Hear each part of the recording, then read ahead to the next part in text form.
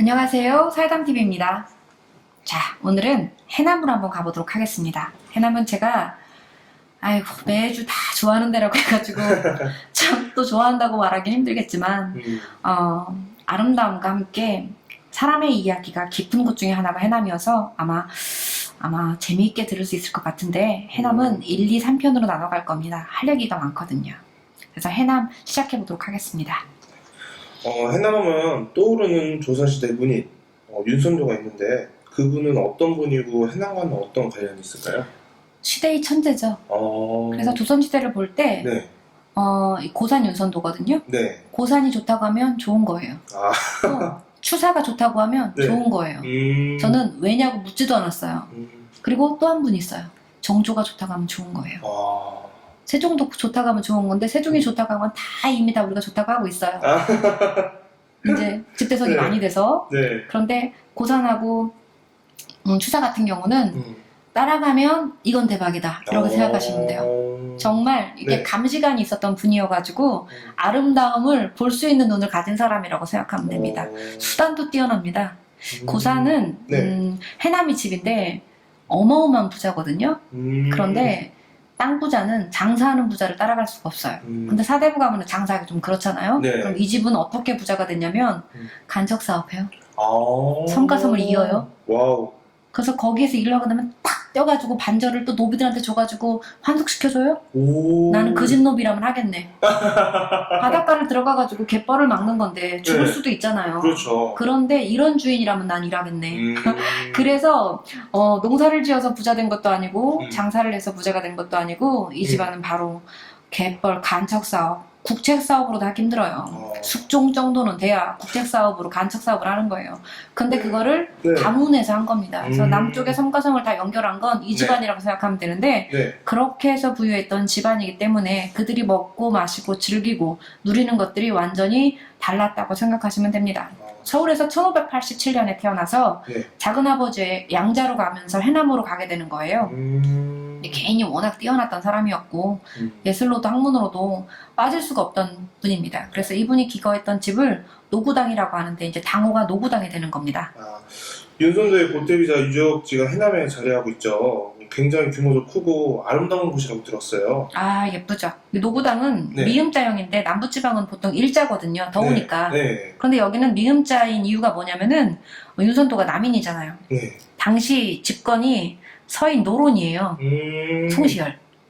그러다 보니까 뭐 장원급제를 했든 뭐 정계에 진출을 해도 남인에게는 기회가 적은 거예요. 근데 워낙 지혜롭고 국부에 준하는 부자잖아요. 네. 그러니까 누리는 게 틀린 거예요. 그래서 효종의 스승으로 오거든요. 효종이 굉장히 좋아해요. 그래서 왕이 계속 부탁을 하니까 떠나있지도 못해요. 평생 한 25년 유배가 있거든요. 근데 네. 관직에 있었던 게 한 7년인가 밖에 안 돼요. 그러니까 왕이 가지 마시라고, 선생님이 가시면 저는 어떡하냐고, 기다리시라고. 그래서 네. 효종이 일은 하지 못하는데 자기 스승님에게 수원에다가 집을 지어줘요. 왕이 내린 집이기 때문에 떠날 수가 없어요. 근데 아무리 기다려도 조정에서는 부르지를 않아요.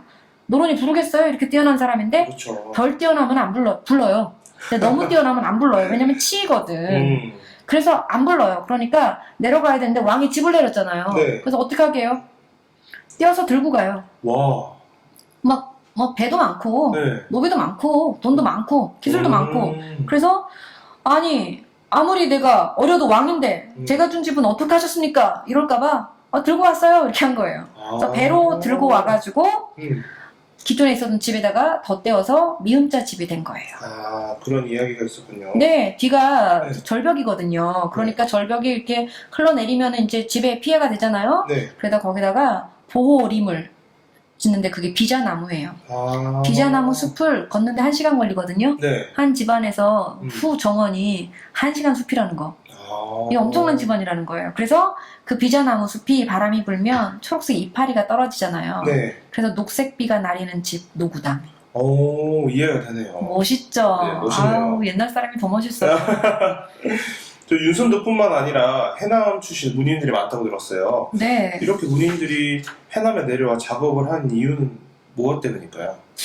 여기에 문인들이 많은 이유는 네. 일단 남도에 먹을거리가 많잖아요. 뭐 따뜻하고 아름답잖아요. 그렇죠. 사람이 순하고 착할 수 있는 조건들을 다 갖춘 거예요. 아, 그런데다가 네. 이렇게 해남에 음, 꽃과 같은 음, 그 노구단과 함께 문인들이 있었기 때문에 네. 벌과 나비들이 찾아든 거라고 저는 해석하면 어떨까 싶습니다. 그래서 공제 윤두서도 여기 있었고 그 댁도 손자가 정약용이잖아요. 네. 그러다 보니까 이 지역에 여러 사람들이 모여들어서 그러지 않았을까 이런 생각이 듭니다. 그런 이유에서인지 해남에 문학과 관련된 땅끝 순례 문학관이 마련되어 있잖아요. 네. 이곳은 어떤 곳이에요? 노구당 입구에 지어진 문학관인데 네. 일단 남도에 조선시대부터 지금까지 음. 수많은 학자와 수많은 예술가들이 들어왔다고 생각을 하시면 돼요. 그래서 예를 들어 드리면은 금남 채부 들어보셨어요?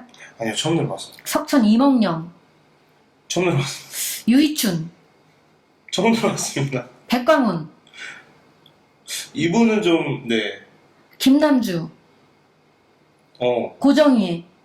우리가 장군들의 시절이 길어가지고 동네 장군은 다 아는데 문인들은 몰라요. 아, 그렇죠. 을지문덕, 강감찬, 심지어 또리장군까지 다 아는데 문인들은 아무도 몰라요.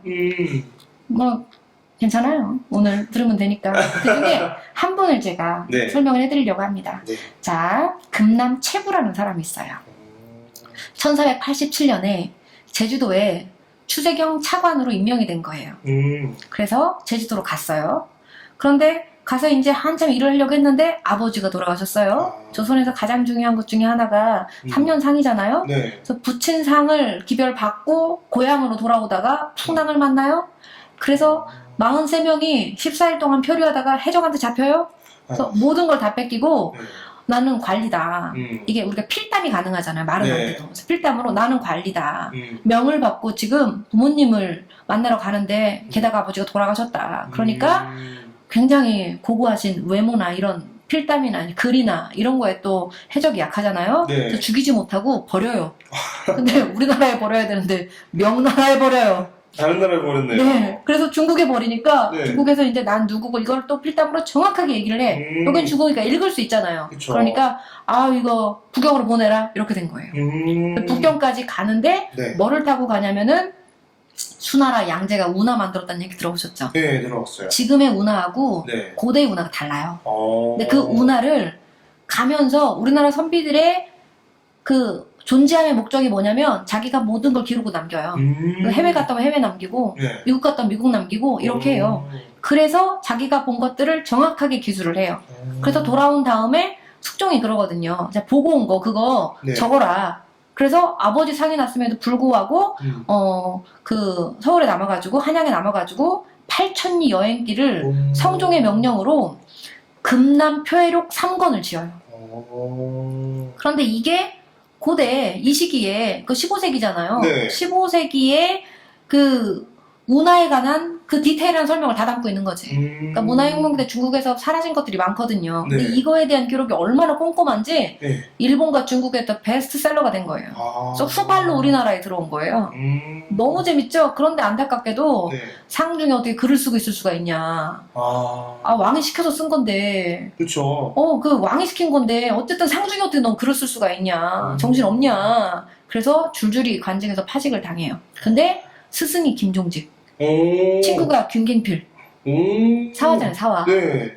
무호사화. 네. 그래서 그때 귀양가 있다가 네. 죽임을 당했기 때문에 그 이름이 남지 않아서 조용히 있다가 중국과 일본에서 뜨면서 이렇게 표회록이 3권이나 이제 번역이 되어서 읽을 수 있습니다. 그러니까 여러분도 읽어보시면 참 좋을 것 같습니다.